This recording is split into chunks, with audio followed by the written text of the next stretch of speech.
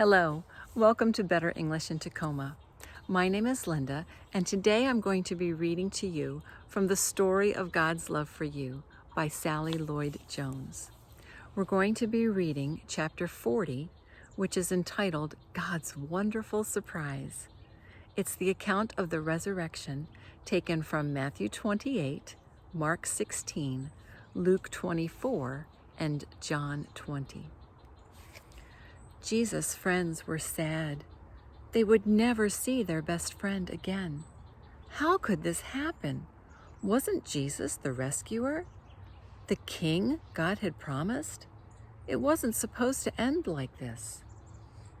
Yes, but who ever said anything about the end?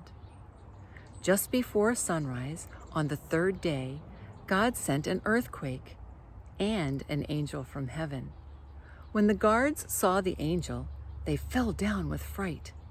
The angel rolled the huge stone away, sat on top of it, and waited. At the first glimmer of dawn, Mary Magdalene and other women headed to the tomb to wash Jesus' body. The early morning sun slanted through the ancient olive trees. Drops of dew glittered on leaves and grasses, little tears everywhere.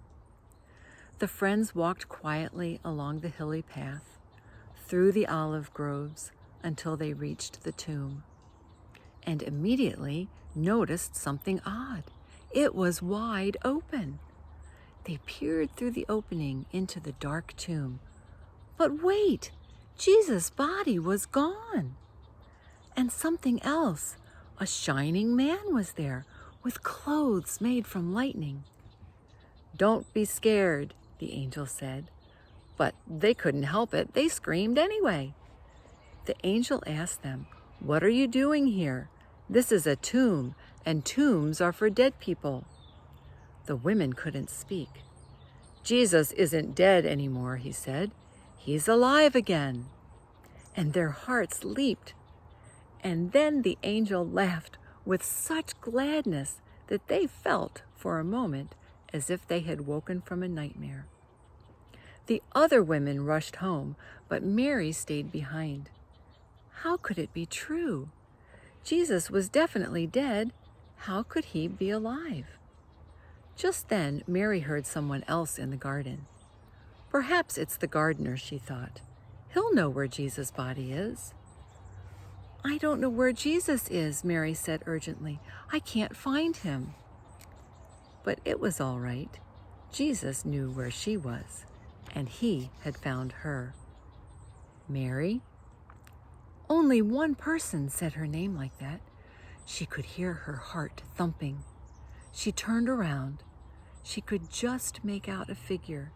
She shaded her eyes to see and thought she was dreaming. But she wasn't dreaming.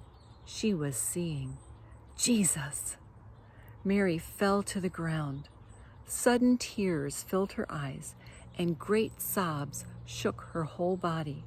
And all she wanted in that moment was to cling to Jesus and never let go. "You'll be able to hold on to me later, Mary," Jesus said gently, "and always be close to me. But now, go and tell the others that I'm alive." Mary ran and ran all the way to the city. She had never run so fast or so far in her life. She felt she could have run forever. She didn't even feel like her feet touched the ground. The sun seemed to be dancing and gleaming and bounding across the sky, racing with her and shining brighter than she could ever remember in the clear, fresh air. And it seemed to her that morning, as she ran, almost as if the whole world had been made anew, almost as if the whole world was singing for joy.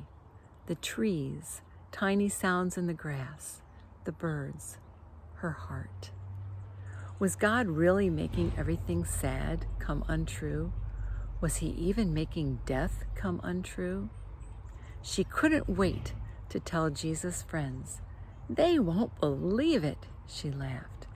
She was right, of course.